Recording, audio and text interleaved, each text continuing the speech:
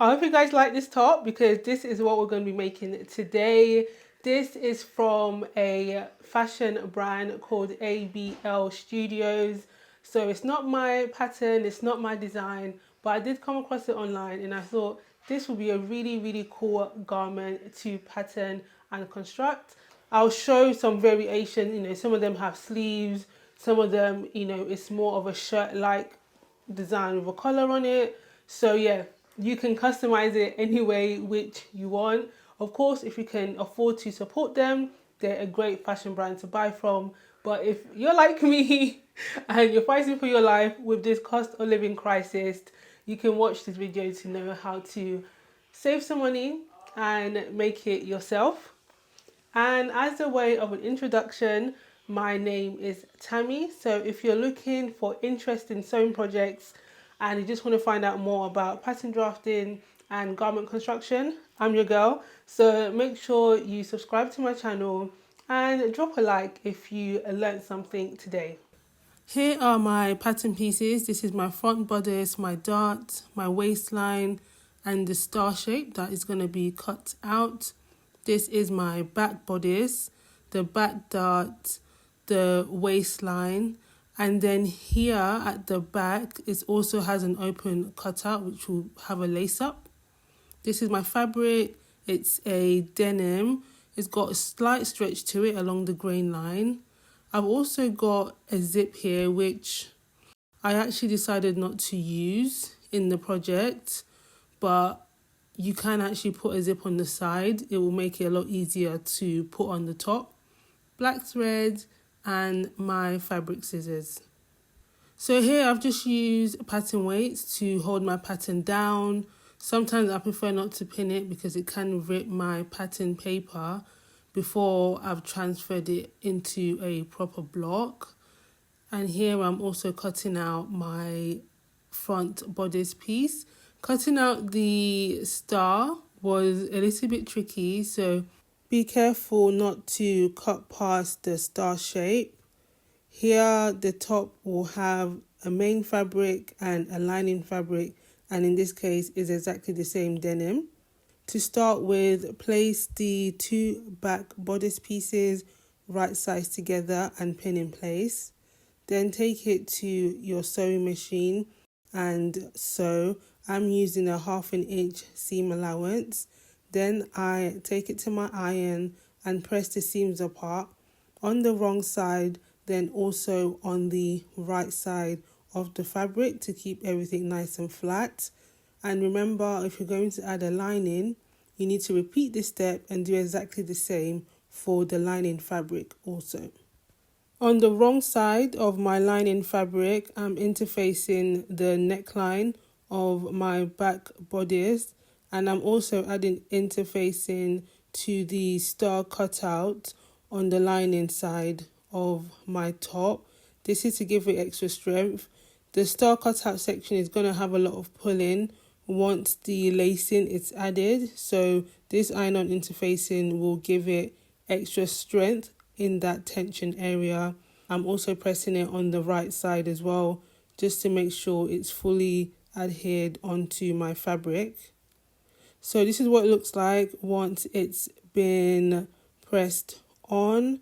And next is to sew your darts. I've used a pencil to mark it on the wrong side of my fabric, placing it right sides together along the dart line, putting the pins to secure everything in place, then take it to your machine and sew. Take this section nice and easy so you make sure you get a straight, crisp line for the dart.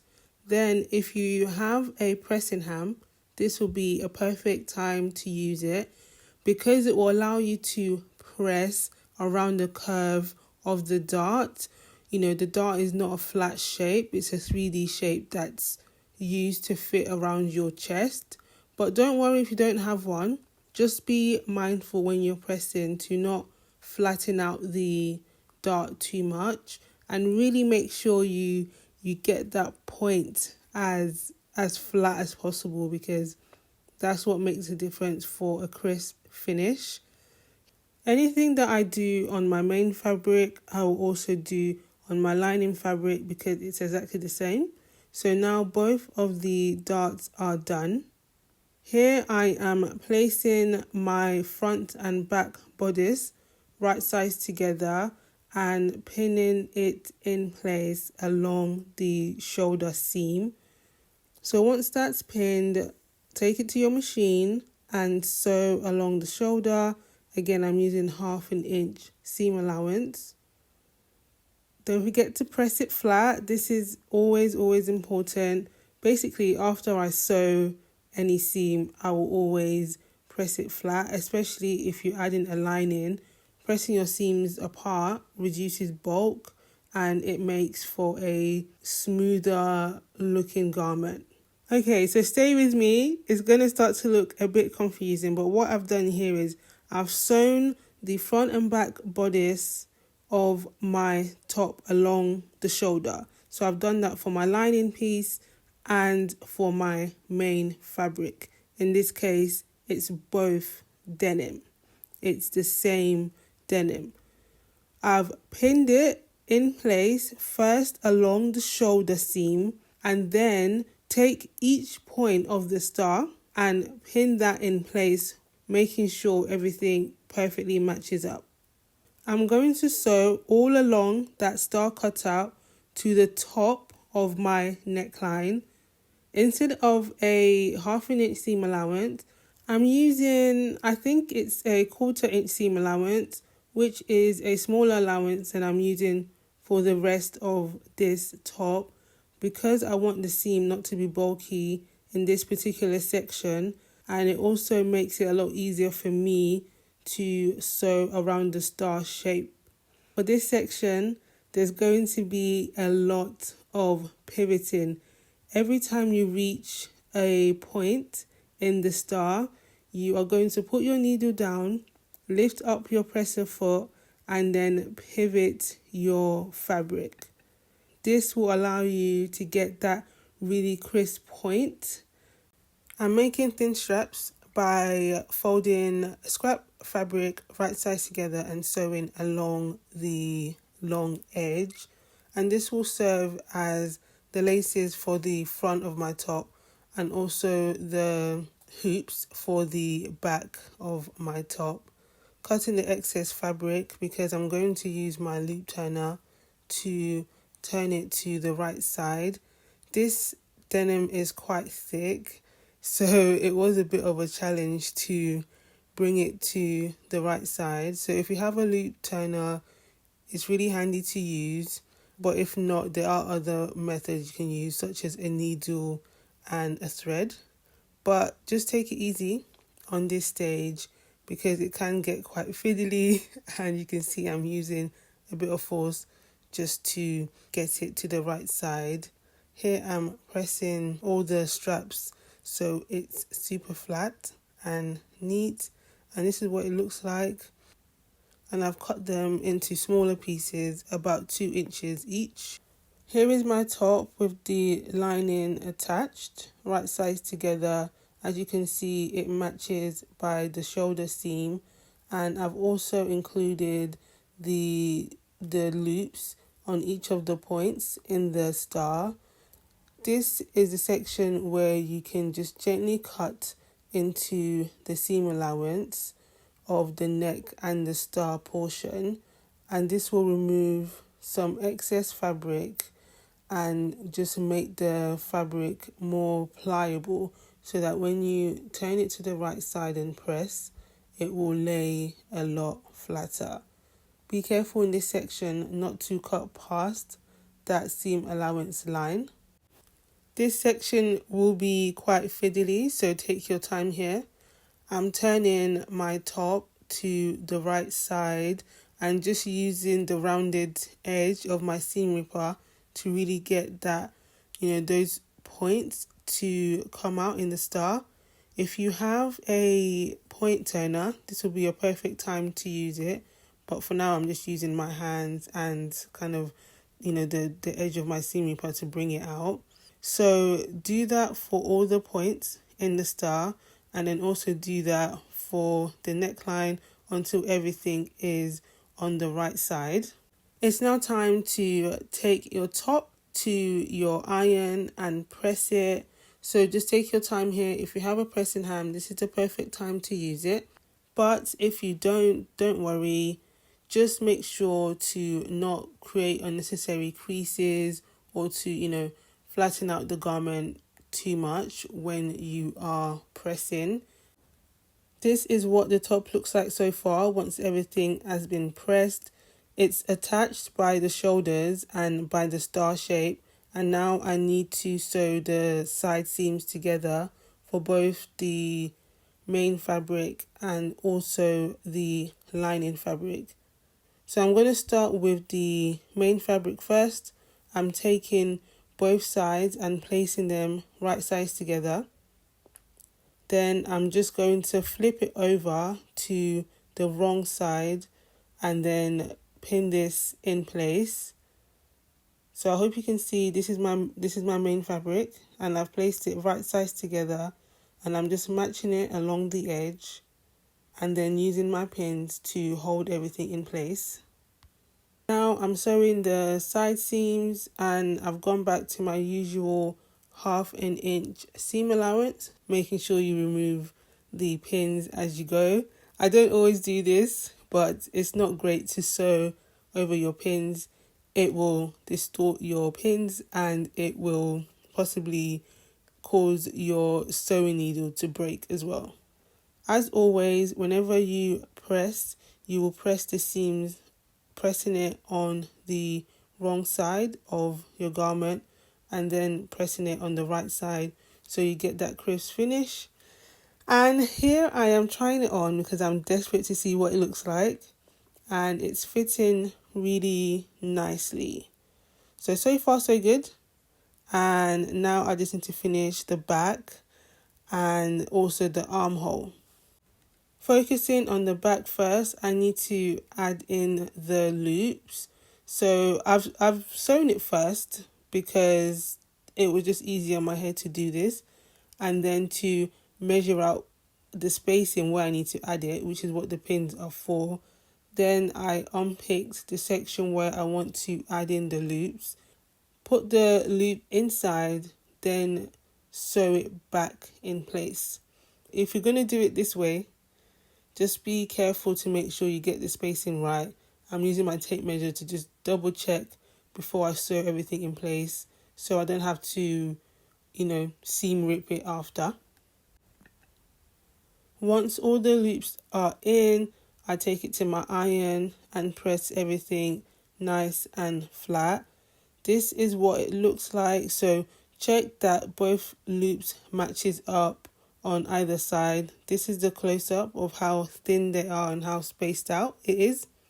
To finish the bottom of your top, place it right sides together. So here I am folding it right sides together along the bottom and pinning it in place along the dart. So make sure the dart seam matches up, make sure the side seam matches up, and then pin it in place as far as you will go.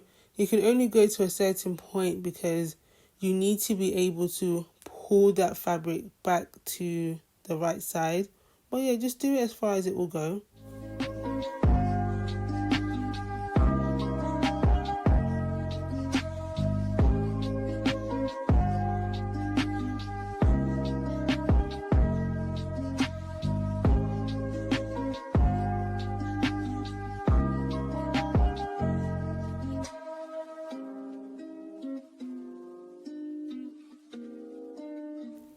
And take this to your sewing machine and sew with your 1/2 inch seam allowance.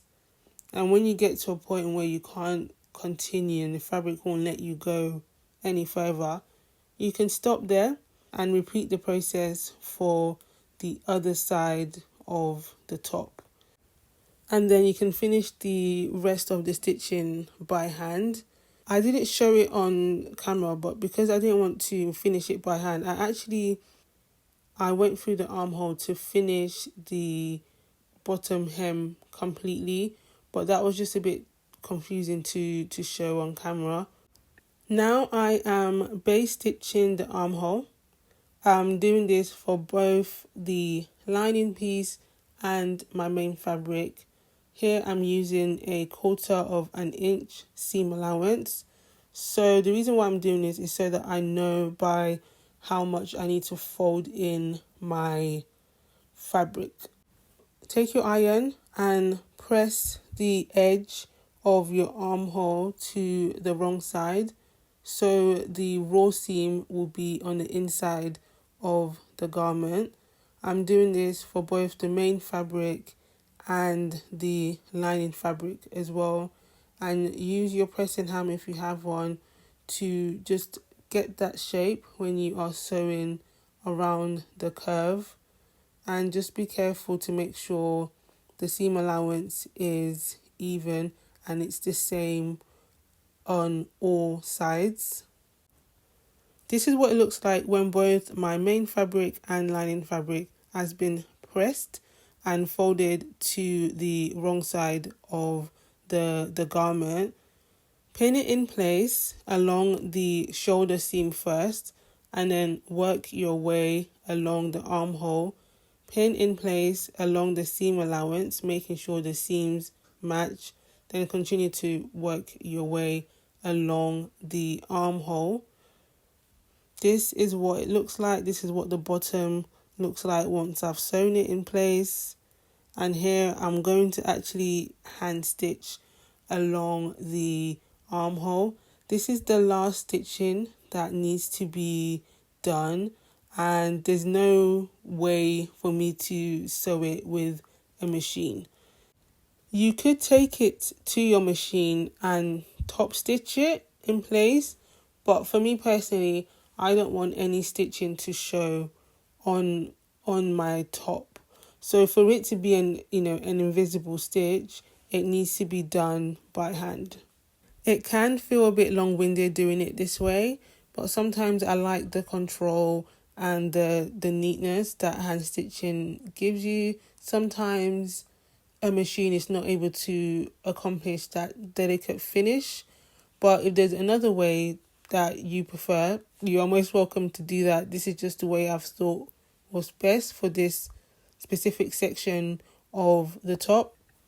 I didn't show it on camera, but I also added a button and a loop to the top of the style, which allows it to close the neckline. Super happy with it. It's such a fun top to style and to layer. For me, I can't wear it like, the models in ABL Studios, but this is the way I would style it and wear it out.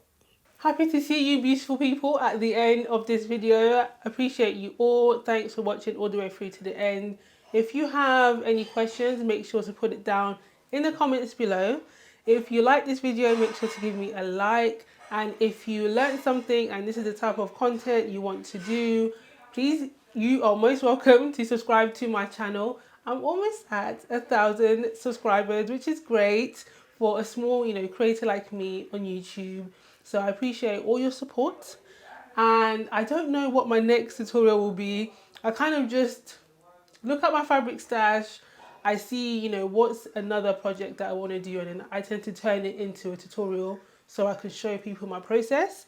But if you have any recommendations, I'm all ears. You can put that down in the comments below as well.